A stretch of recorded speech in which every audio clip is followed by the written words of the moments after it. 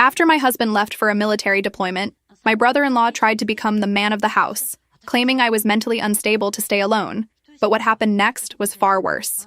Before we continue, tell us in the comments where you're watching from. And don't forget to subscribe, hit the notification bell so you never miss a new story, and leave a like on the video. I should have seen the red flags from day one, but hindsight is perfect vision, right? When my husband deployed for 8 months with his unit, I thought I had everything under control. I spent 6 years in the military myself before transitioning to civilian life, so managing a household solo was nothing new. I had systems, routines, backup plans for my backup plans. I'd done this before during shorter deployments, and I'd always managed fine. Better than fine, actually. I thrived on the independence, the quiet, the ability to run things exactly how I wanted without compromise. What I didn't have was a plan for my mother-in-law's guilt trip about her recently divorced son needing a place to stay. The conversation happened 3 weeks into the deployment, on a Tuesday evening when I was finishing up some work emails. My mother-in-law called, voice thick with that particular tone mothers use when they're about to ask for something they know you won't want to give. I recognized it immediately because my own mother has the same tone when she's building up to a request. Her youngest son, let's call him the problem for now because that's what he became, had just finalized his divorce and needed somewhere to stay temporarily. The garage apartment above our detached garage sat empty. And wouldn't it be nice to have a man around the house for security while my husband was overseas? That last part got under my skin immediately. I don't need a man around for security. I have an alarm system, cameras, and a very clear understanding of how to protect myself and my property. But I didn't say that, because you don't win arguments with your mother-in-law by pointing out how her assumptions are rooted in outdated gender roles. I wanted to say no. Every instinct I'd honed during my military service was screaming at me to refuse. There was something in her voice, some undertone I couldn't quite identify but didn't like. But family dynamics are complicated, especially when you're still relatively new to a family, only married for 3 years. I was still proving myself in some ways, still trying to find my place in their established rhythms and relationships. My husband and I had video chatted about it the next day during his scheduled call time. The connection was grainy, his face pixelated, but I could see his expression clearly enough. He seemed okay with the idea, said his brother was going through a rough time with the divorce and we had the space. He pointed out that the garage apartment just sat there empty, and it would be temporary, maybe 2 or 3 months maximum while his brother got back on his feet. When I expressed hesitation, my husband reminded me that his brother had let us stay with him for a week when we'd had that plumbing disaster the previous year. Family helps family, right? So I agreed, telling myself it was temporary, telling myself I was being paranoid for no good reason, telling myself that my gut reaction was just hypervigilance, not actual warning signs. I'd work on being more trusting, more flexible, more willing to accommodate family needs. That's what good wives do, what good family members do. I pushed down the feeling in my gut that said this was a mistake. The first 2 weeks were fine, actually, almost too fine. The problem moved into the garage apartment with minimal fuss, kept to himself mostly, was polite when we crossed paths. He'd knock before entering the main house, would text before coming over, brought groceries occasionally to contribute. He even fixed the loose board on the back deck without being asked, just mentioned he'd noticed it and took care of it. I started thinking maybe I'd been wrong to worry. Maybe this would be completely uneventful, and I'd feel guilty later for even hesitating. Maybe my instincts had been off this time. He worked some kind of tech job that allowed remote work, so he was around the property most days but stayed in his apartment. When we did interact, usually in passing or when he came to the main house for something, he was pleasant. Asked how I was doing, made appropriate small talk about the weather or local news. Never overstayed his welcome. He seemed genuinely grateful for the place to stay. Mentioned a few times how much he appreciated us helping him out during a difficult transition. Week 3 is when the shift started.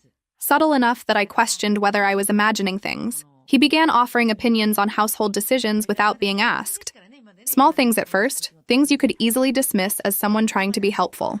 I mentioned needing to call the landscaping service because the lawn was getting overgrown, and he immediately jumped in saying he'd handle the yard work instead.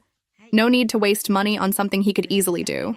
I told him I appreciated the offer, but preferred to keep the service. They'd been doing our yard for 2 years. They knew the property, and honestly, I didn't want to add yard work to anyone's obligations. He smiled and nodded like he understood, said of course, whatever I wanted. But 3 days later, I got a cancellation confirmation email from the landscaping company.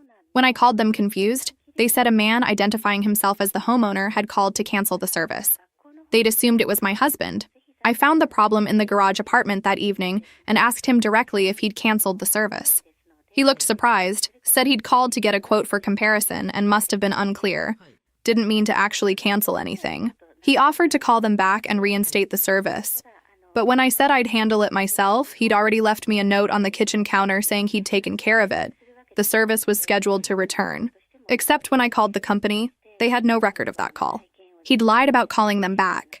When I confronted him about the lie, he acted confused, said he'd definitely called, maybe they'd lost the message, seemed genuinely concerned that there'd been a miscommunication, made me feel like I was being unreasonable for making a big deal out of a scheduling mix-up. That should have been my cue to shut it down immediately, to tell him clearly that this kind of interference wasn't acceptable. But I was trying to keep the peace, trying to be the accommodating daughter-in-law who didn't cause family drama over small things. The watching started around the same time. And this is where things started feeling genuinely uncomfortable. I'd be in the kitchen making dinner, music playing, focused on cooking, and I'd get that feeling you get when someone's staring at you. I'd look up, and there he'd be in the garage apartment window, just standing there, watching the house. Watching me specifically, because the kitchen window faces directly toward his apartment. It wasn't protective watching, not like someone keeping an eye out for security concerns. I know what security awareness looks like. I've done perimeter watches. I understand the difference between scanning for threats and staring at a specific person. This was different, focused, intent. When our eyes would meet, he wouldn't wave or nod or acknowledge it normally. He'd jerk back from the window too quickly like a kid caught with their hand in the cookie jar, like he knew he shouldn't be doing what he was doing but couldn't help himself. It gave me this crawling sensation under my skin. But what was I supposed to say? He's looking out his window, that's not a crime. He lives there, he's allowed to look outside. If I complained to my husband or his family, I'd sound paranoid. Oh, your brother looks out his window and sometimes I catch him? That's not exactly actionable evidence of wrongdoing. But I started locking my bedroom door at night, just in case. I started keeping notes on my phone. Date, time, what happened, what he said, how I responded. It felt excessive, maybe paranoid, but something told me I might need this information later.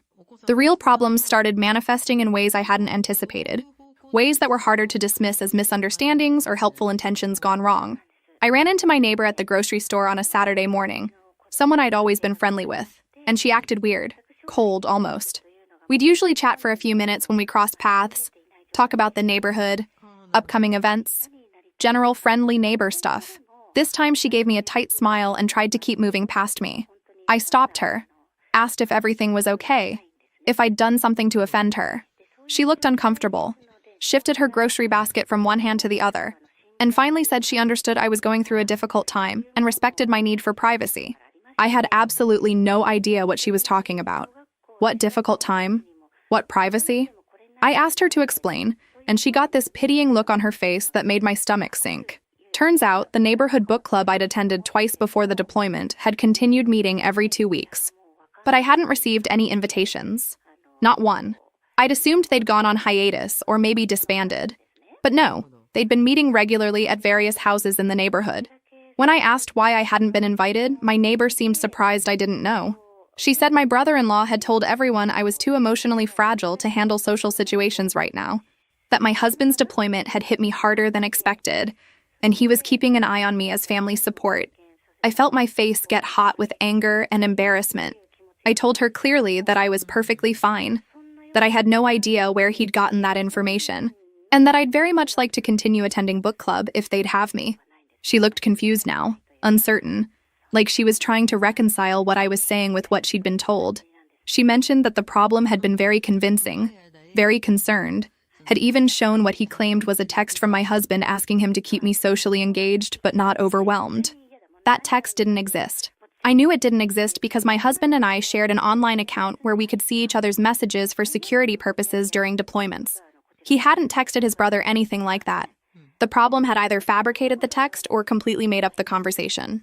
Either way, he'd lied to my neighbors about my mental state and my husband's concerns, effectively isolating me from my social circle while making himself look like the caring family member. I immediately texted the book club group chat, which I was apparently still part of, even though I hadn't received meeting notifications. I wrote a clear message explaining that I was doing perfectly fine, that I had no idea why my brother-in-law had told people otherwise, and that I'd love to attend future meetings if they were still open to having me. The responses came in slowly, awkwardly, full of apologies and confusion. One woman, someone I'd really liked during the 2 meetings I'd attended, sent a longer private message. She explained that the problem had attended the last 3 book club meetings, representing our household since I couldn't make it. He'd been charming, thoughtful in his comments about the books, and very concerned about me. He'd described me as struggling with anxiety, having trouble sleeping, occasionally having emotional outbursts that worried him. He'd positioned himself as the steady presence, making sure I didn't spiral during a difficult time. He'd even brought wine and snacks to the meetings, made himself a welcomed addition to the group. None of it was true. I wasn't struggling, wasn't having outbursts, wasn't having any trouble managing my life. But he'd created this entire narrative, this fictional version of me that painted him as necessary and heroic, while making me seem unstable. And he'd done it in a way that seemed caring and concerned. So nobody questioned it. Why would they? He was family, he lived on the property, he seemed genuinely worried. People trust that kind of presentation. When I confronted him that evening, he was in my kitchen. Not the garage apartment, my actual kitchen in the main house, reorganizing my spice cabinet. I hadn't given him permission to be in the main house at all, and I definitely hadn't asked him to touch my organizational system. The spices had been arranged by frequency of use, the way I liked them, the way that made sense for how I cooked. He'd rearranged them alphabetically, which sounds logical, but completely disrupted my system. He looked up when I walked in, holding a bottle of cumin in one hand and paprika in the other, and smiled like nothing was wrong, like it was completely normal for him to be in my house, in my kitchen, rearranging my belongings. He said he'd noticed the spices were out of alphabetical order and thought he'd help organize them properly.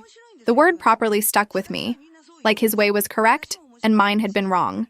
I asked him flat out, keeping my voice level, why he'd told the neighbors I was emotionally unstable. His expression shifted immediately, became concerned and gentle in a way that made my skin crawl. It was too practiced, too smooth, like he'd rehearsed this response. He said he never used those words. He'd simply explained that I was adjusting to my husband's absence and might appreciate a gentle approach from the community. He was protecting me, he said, from being overwhelmed by social obligations when I clearly had enough on my plate managing everything alone. I pointed out that I'd been managing fine, that I didn't need protection or gentle handling, and that he'd effectively isolated me from my social circle without my knowledge or consent. He set down the spices carefully, wiped his hands on a dish towel that he'd also brought from somewhere, and stepped closer to me. Not threatening exactly, but definitely invading my personal space in a way that made me automatically step back and assess exit routes. He said I was being defensive, that he understood deployment stress could make people reactive, but he was just trying to help.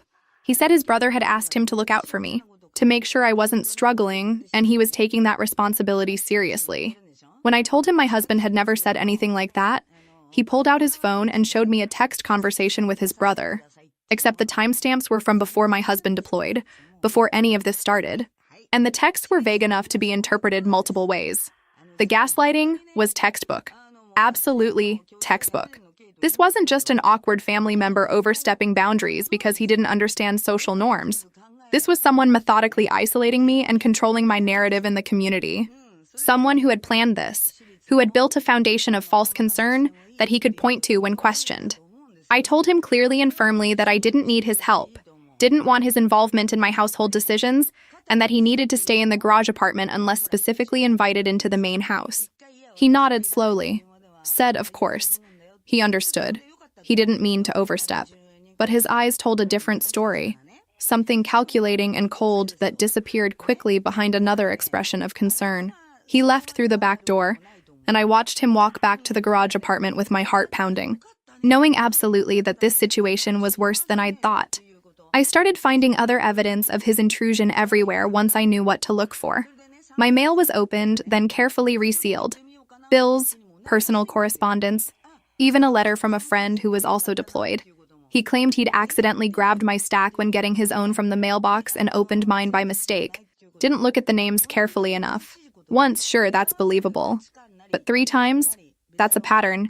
He'd moved furniture in my living room, said he thought the flow was better this way, that the couch looked better angled toward the window. I'd had the furniture arranged specifically to avoid glare on the TV screen, but he'd prioritized aesthetics over function and done it without asking. He'd adjusted the thermostat settings, programmed his preferred temperature into the system, overriding the schedule I'd set up. When I changed it back, he changed it again, like we were in some kind of silent war over who controlled the environment. He'd reorganized my garage, moving tools and equipment to different locations that he deemed more logical. I couldn't find anything for days because everything was in the wrong place.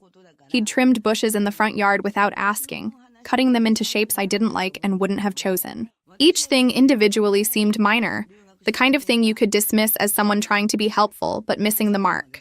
But together they formed a pattern of someone taking ownership of my space, my life, my decisions, without permission, and without respect for my preferences. The comments about my husband started around week 5 and made everything even more uncomfortable. Little digs disguised as compliments or concern.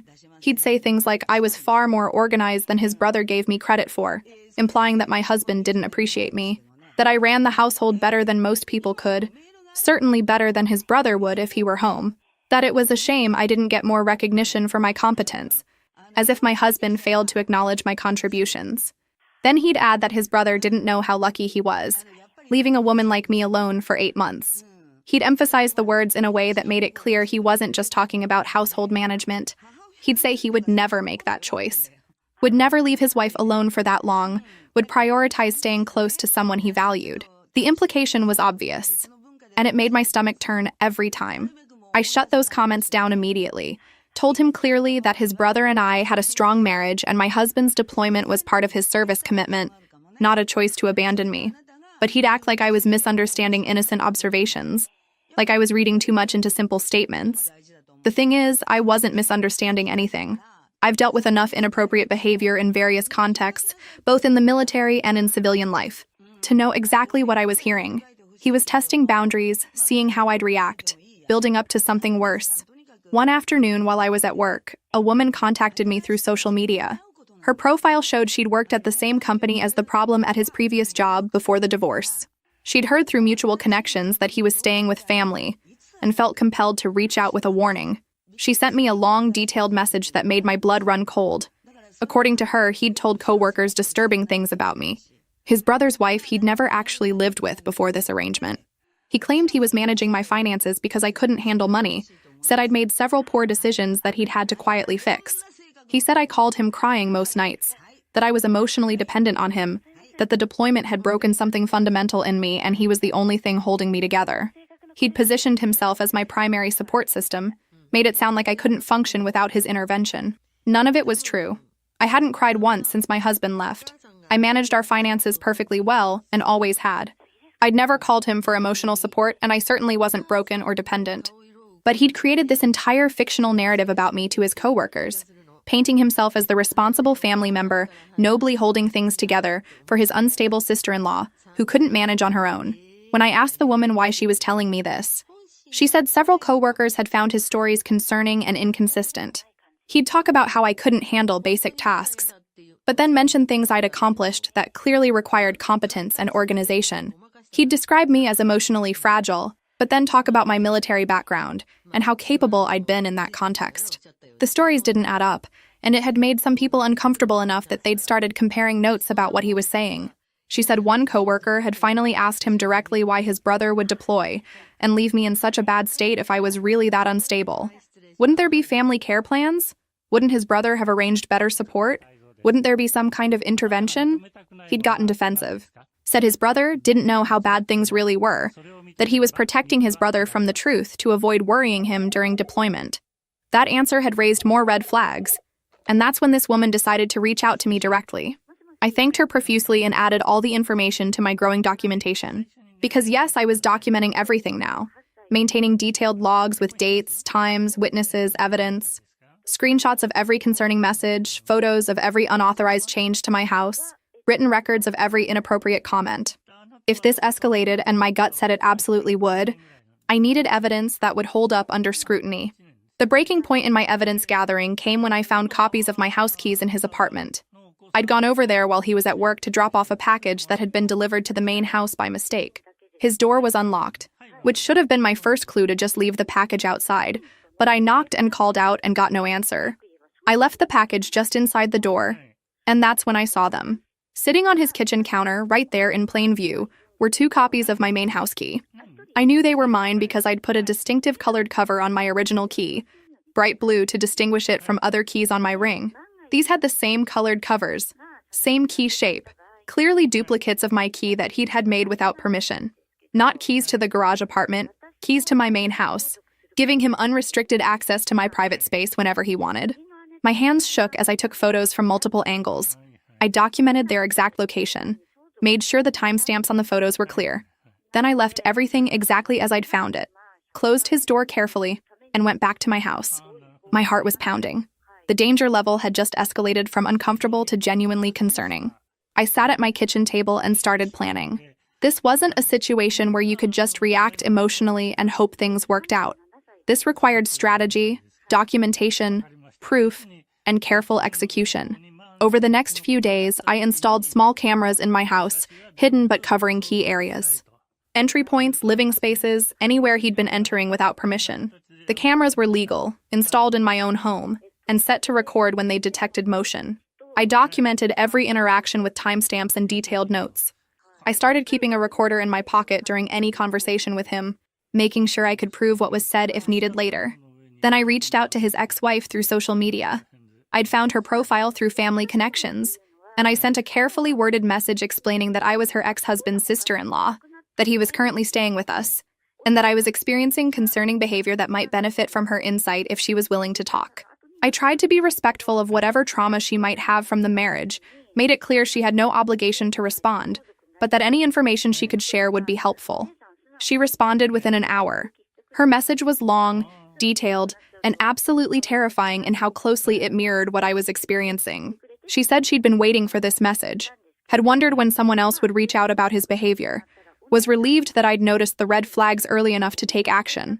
She asked if we could talk on the phone, said there was too much to explain over text, and gave me her number. We talked for almost 2 hours that evening. I sat in my locked bedroom, windows covered, and listened to her describe a marriage that had started normally and gradually transformed into a nightmare of control and manipulation. When they'd been married, he'd gradually taken over every aspect of her life in ways that felt helpful at first and then became suffocating. He'd started managing her money, said he was better with finances and wanted to take that stress off her plate. Within months, she had no access to their accounts, no idea what they had or where it went, completely dependent on him for every purchase.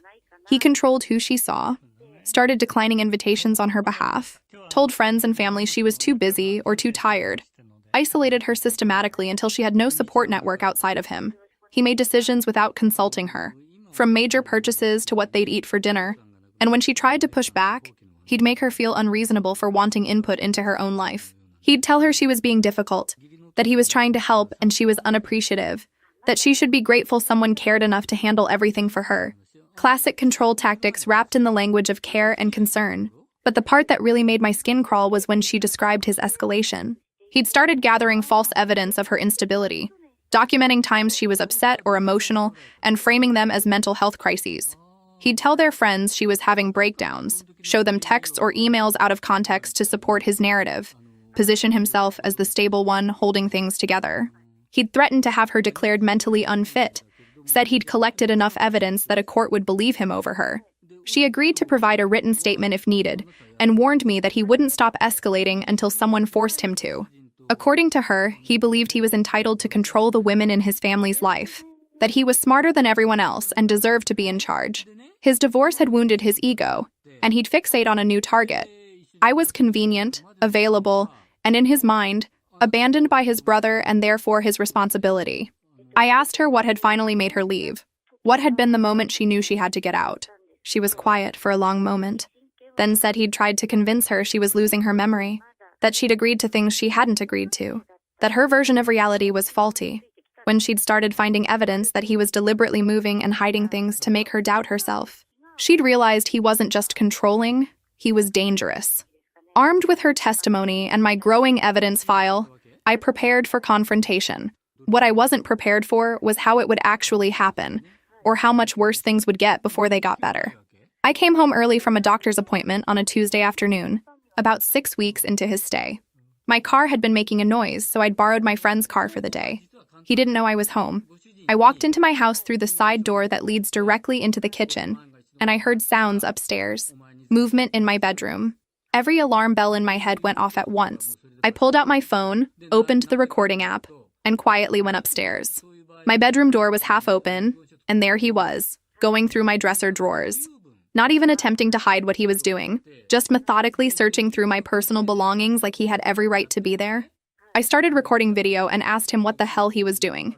He spun around, startled, and for a split second I saw real anger on his face before he smoothed it into fake concern. He said he'd been looking for something, that I'd texted him asking him to grab an item for me. I hadn't texted him anything.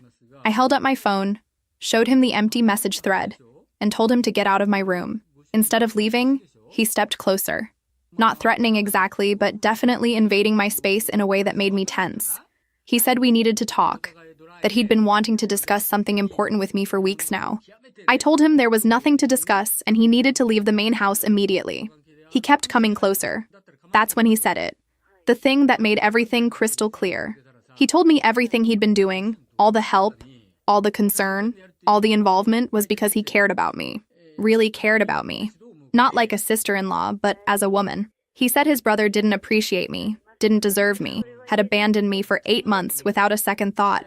He said I should be with someone who understood my value, who would never leave me alone like this, who would take care of me properly. I was still recording.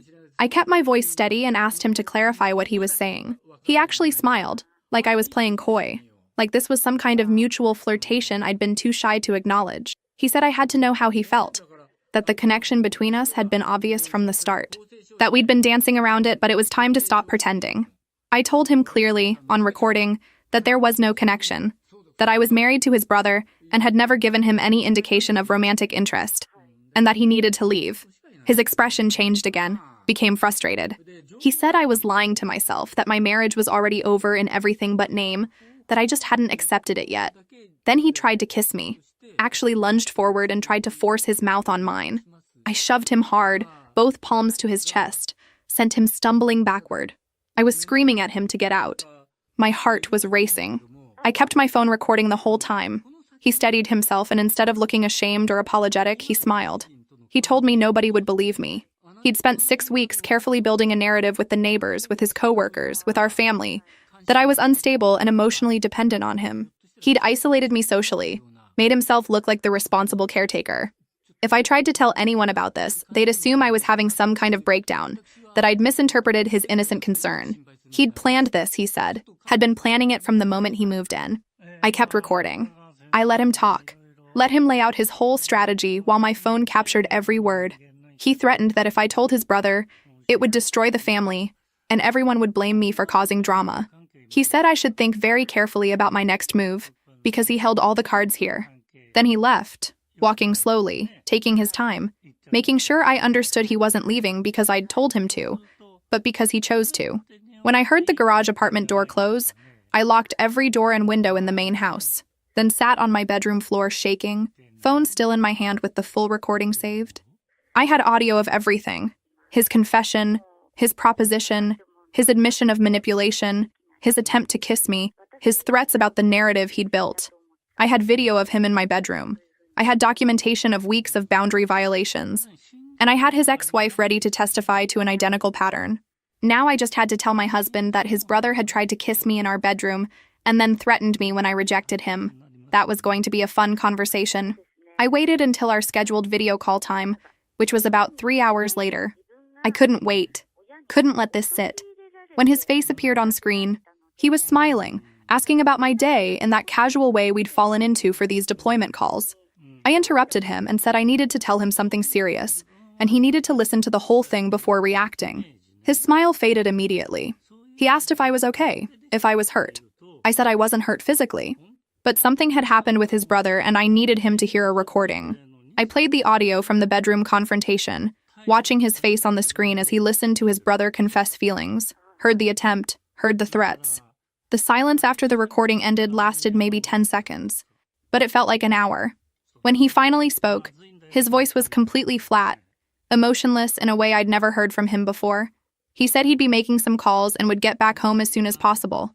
He asked if I was safe right now, if his brother was still on the property. I said yes to safe. I'd locked everything, and yes, the problem was still in the garage apartment, but hadn't tried to contact me. My husband's jaw clenched. He said to stay inside, keep everything locked, and do not engage with his brother under any circumstances. He'd handle it. Then he said he loved me and ended the call.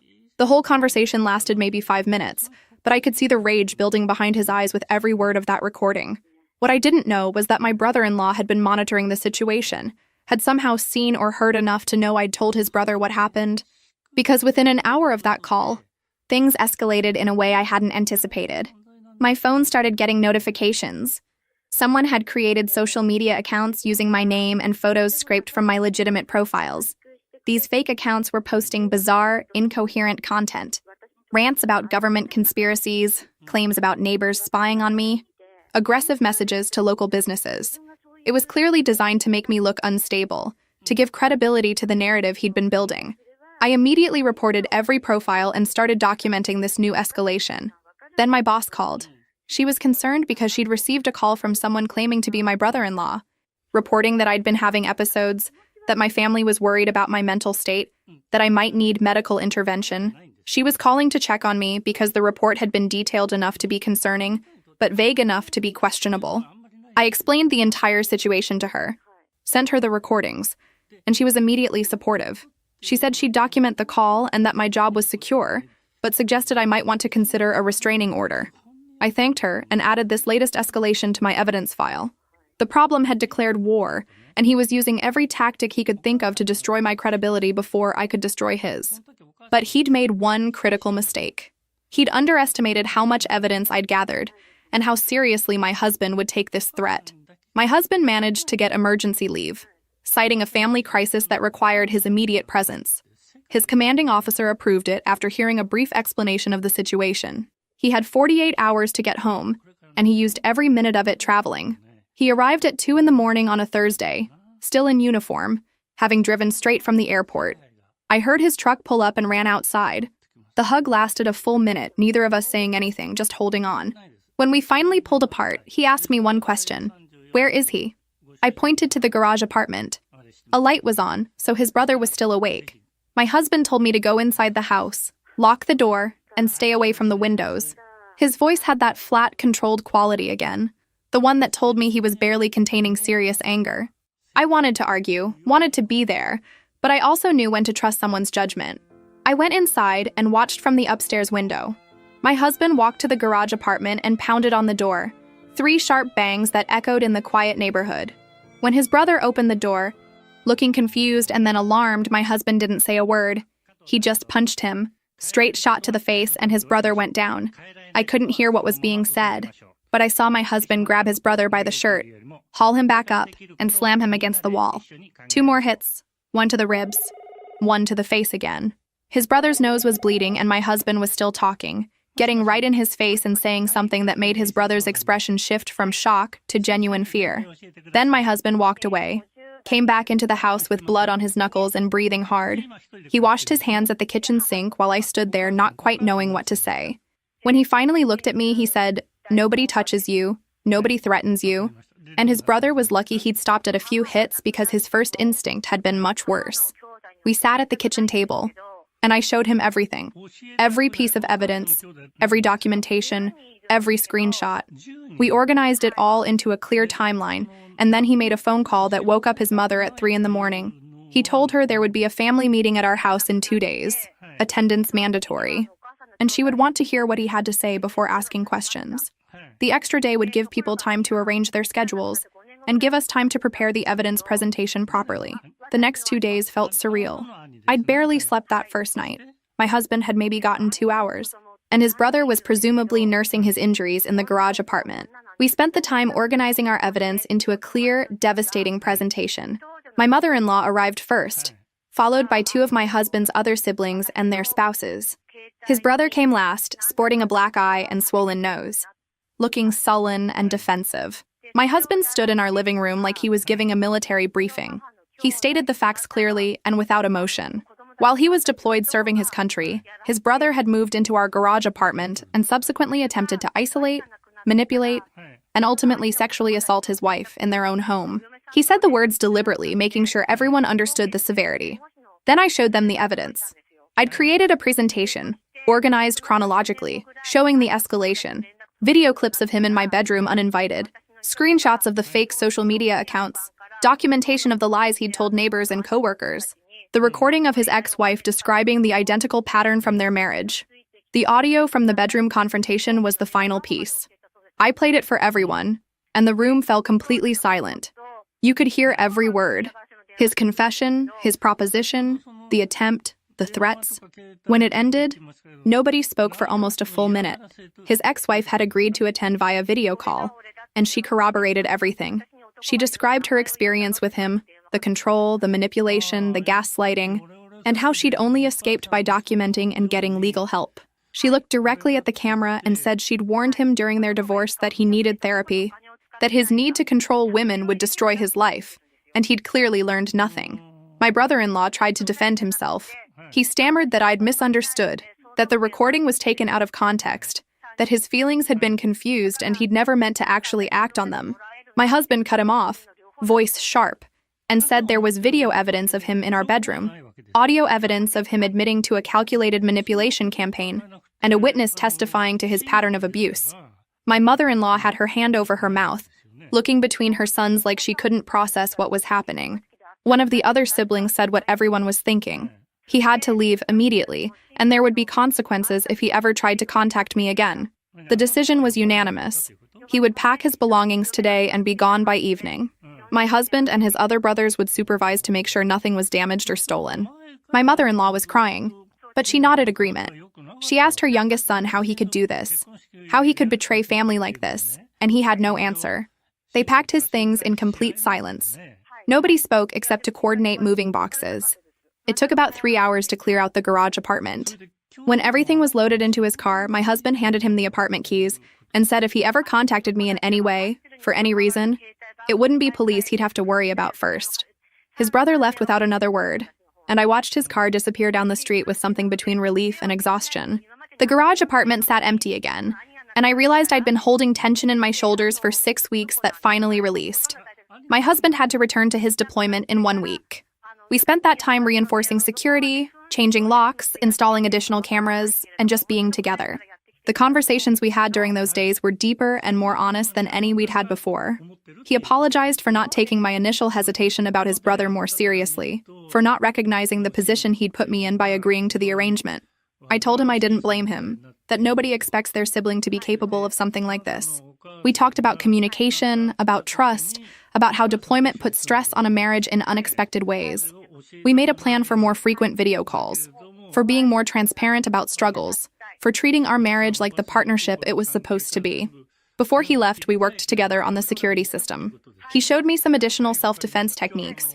Not that I needed much refresher from my own service, but it made him feel better. We established protocols, emergency contacts, plans for various scenarios. It was clinical and practical and exactly what we both needed. I also started meeting regularly with my brother-in-law's ex-wife. She'd become an unexpected friend through this mess. Someone who understood exactly what I'd dealt with because she'd survived it herself. She taught me about recognizing psychological manipulation tactics, about trusting your instincts even when someone makes you feel crazy for having them, about the importance of documentation. We'd meet for coffee once a week, and she'd share resources on coercive control, gaslighting, and the particular dynamics of family-based abuse. She'd gotten therapy after her divorce, and she recommended her therapist to me.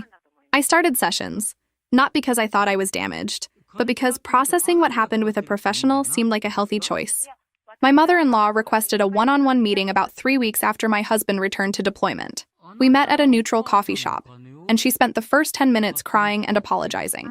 She said she'd failed as a mother, that she'd raised a son who thought he could force himself on a woman, that she couldn't understand where it had gone so wrong.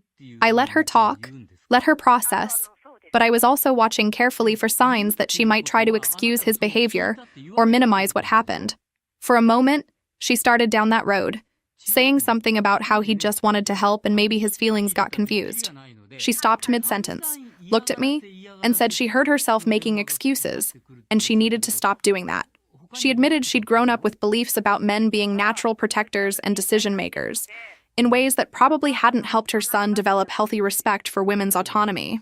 She said she was going to work on that, actively and consciously, and she hoped I could forgive her for not seeing what her son was becoming.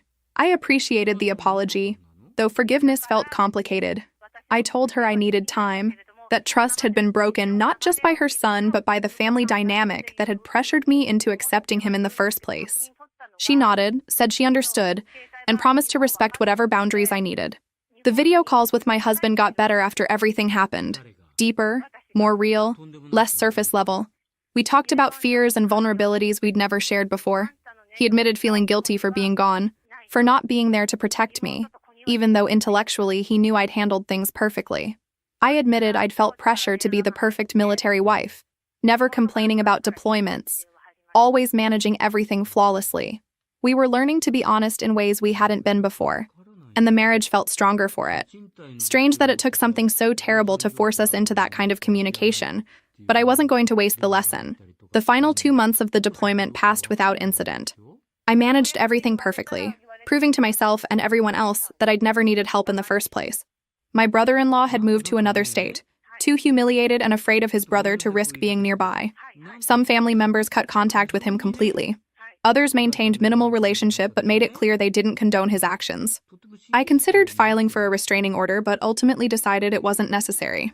He was scared enough of his brother, and the social consequences within the family were severe enough that I didn't think he'd risk contact. I kept all the evidence filed away just in case, but I wanted to move forward rather than stay locked in legal proceedings. My mother-in-law actually followed through on her promise to work on her beliefs and patterns. She started going to therapy herself, reading books about emotional abuse and family dynamics, and making conscious efforts to treat me as an autonomous adult, rather than someone who needed male family supervision.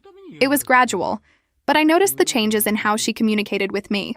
The family as a whole established new patterns. More direct communication, more respect for boundaries, more acknowledgement that what had happened was serious and couldn't be brushed aside for the sake of family harmony. It wasn't perfect, but it was progress. I found myself relaxing in ways I hadn't even realized I'd been tense. The constant low-level vigilance I'd maintained throughout those 6 weeks was finally gone.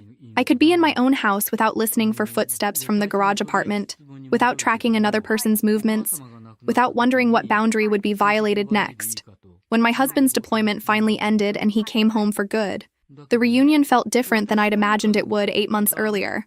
We'd been through something that had tested us in unexpected ways, had forced us to confront weaknesses in our communication and family dynamics, and we'd come through it stronger. He walked through the door on a Tuesday morning, and I met him with a hug that felt like relief and homecoming and 1,000 other emotions I couldn't name. He looked around the house, taking in how perfectly I'd maintained everything, and said he was proud of me. Not in a patronizing way, but in genuine recognition of what I'd handled alone. We spent the first few days just being together, relearning each other's rhythms, talking through everything that had happened in more detail now that we had the luxury of time and presence. He showed me the letters he'd written but never sent during the deployment, processing his anger and guilt and fear about what his brother had done. I showed him the journal I'd kept, documenting not just the evidence, but my emotional journey through it all. The fear, the doubt, the strength I'd found, the relief when it was over. We shared these pieces of ourselves that we'd carried separately, and it felt like building something new on a foundation that had been tested and proven solid. About 2 weeks after he got back, my mother-in-law organized a family dinner to welcome him home officially. Everyone was invited except his youngest brother, that absence making a clear statement about consequences. During the dinner, my mother-in-law did something I didn't expect. She stood up, asked for everyone's attention, and made a public acknowledgement. She said she'd failed as a mother and as a mother-in-law by not listening when I'd expressed concerns, by pressuring me into a situation I hadn't wanted, and by raising a son who thought he could force himself on a woman. She said she was grateful her other son had a wife strong enough to protect herself, and she was committed to making sure nothing like this ever happened in their family again. The room was silent, but it was the kind of silence that felt like collective recognition rather than awkwardness. My husband reached over and took my hand, and I felt the support of everyone present in that moment. It didn't erase what had happened, but it validated that it had been real, that it had been serious, and that the family took it seriously. My brother-in-law tried to call once, about a month after my husband returned. My husband answered, and the conversation lasted maybe 5 seconds. He said his brother's name, listened to whatever was being said, then spoke clearly and firmly. "Don't call again, don't come back, we're done," and hung up. When I asked what his brother wanted, my husband said he'd been trying to apologize, asking for another chance to explain himself, but it was far too late for apologies to matter. We never heard from him again. The family maintained the boundary collectively. Nobody offering him a way back in. Nobody making excuses for him. Nobody suggesting enough time had passed that we should forgive and forget.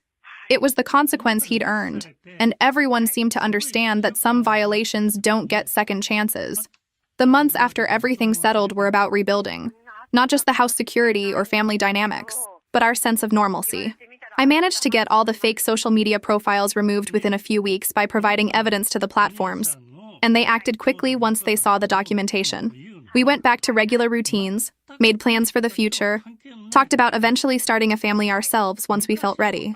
My husband transitioned to a non-deploying position, partly because of what happened and partly because it was time in his career trajectory anyway. I kept meeting with my brother-in-law's ex-wife, and we developed a genuine friendship beyond trauma bonding. She was funny, smart, building a new life for herself, and we supported each other through the ongoing process of healing from family abuse. She started dating someone new, someone who respected her boundaries and treated her like an equal, and I was happy seeing her happiness. My therapy sessions became less about processing trauma and more about general life management and relationship strengthening. The therapist helped me understand that what I'd experienced was coercive control, a form of abuse that leaves invisible scars, and that my response had been textbook correct. Document, reach out, protect yourself, involve authorities when necessary, don't engage alone. I'd done everything right, and hearing that validation from a professional helped. My mother-in-law and I developed a better relationship than we'd had before everything happened, ironically. She respected my boundaries completely now, asked before assuming, treated me like an adult with full agency, and we could actually have honest conversations about difficult topics. The crisis had forced honesty that might never have happened otherwise. Looking back on those 8 months, I can see clearly how it unfolded. The slow boundary violations, the isolation tactics, the gaslighting, the escalation to actual assault attempt. I can see how he'd planned it, how he'd built his narrative carefully, how he'd underestimated both my military training and my unwillingness to be controlled. What he didn't count on was documentation, evidence, support systems, and a family that ultimately chose to believe the victim and hold the perpetrator accountable. He didn't count on his ex-wife being willing to testify to his pattern. He didn't count on me having cameras and recordings. He especially didn't count on his brother's reaction when he learned someone had tried to assault his wife. I learned things about myself through this experience. I learned I could trust my instincts even when someone was telling me I was crazy. I learned I was stronger than I'd known, more capable of strategic thinking under pressure, more willing to fight for my safety and dignity. I also learned that marriage requires constant work, constant communication, constant willingness to be vulnerable and honest. The deployment had been hard, but the crisis with his brother had forced us to communicate in ways we'd avoided before. We were better partners now, more honest, more trusting, more willing to share the difficult stuff instead of just presenting our best selves to each other. My brother-in-law's life, from what little we heard through extended family, spiraled further downward. His actions had consequences beyond just being kicked out of our garage apartment. Word got around at his workplace about the false reports he'd made and the social media manipulation. When coworkers started comparing notes about his contradictory stories about me, HR got involved and he ended up losing his job. Friends and extended family cut ties when they learned the truth. His reputation in the community was destroyed. He'd tried to ruin my life to cover his crimes, and instead he'd ruined his own.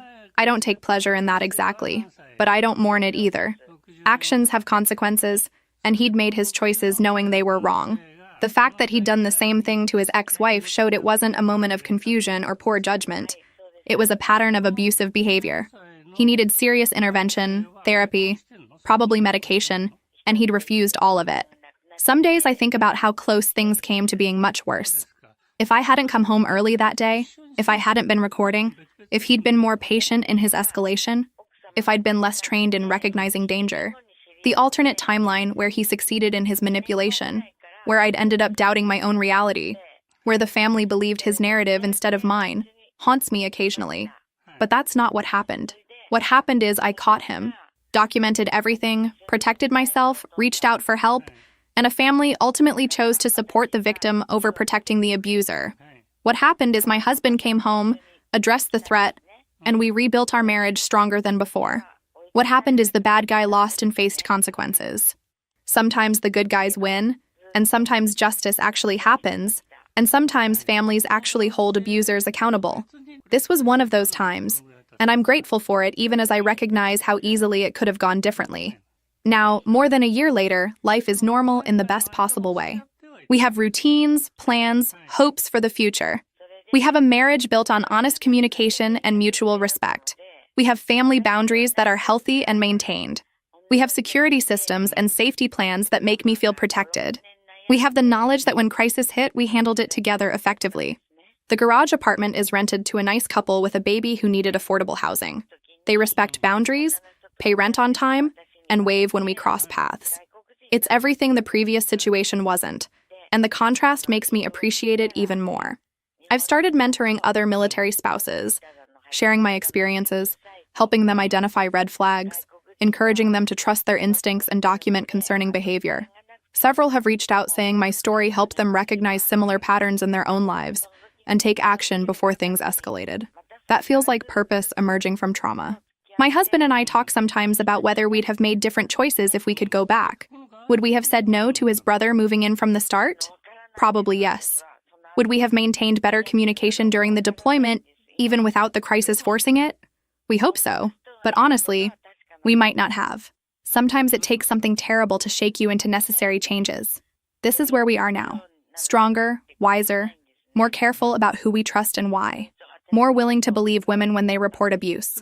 More aware of how isolation and coercive control work. More committed to honest communication and setting boundaries without guilt. More grateful for the normal days that string together into a peaceful life. My brother-in-law tried to make me a victim, tried to isolate and control and ultimately assault me in my own home. But I refused to be that story. I documented, fought back, reached out, and survived. And now I'm living proof that you can face down a threat, protect yourself effectively, and come out the other side not just okay, but genuinely better than before. That's the real ending.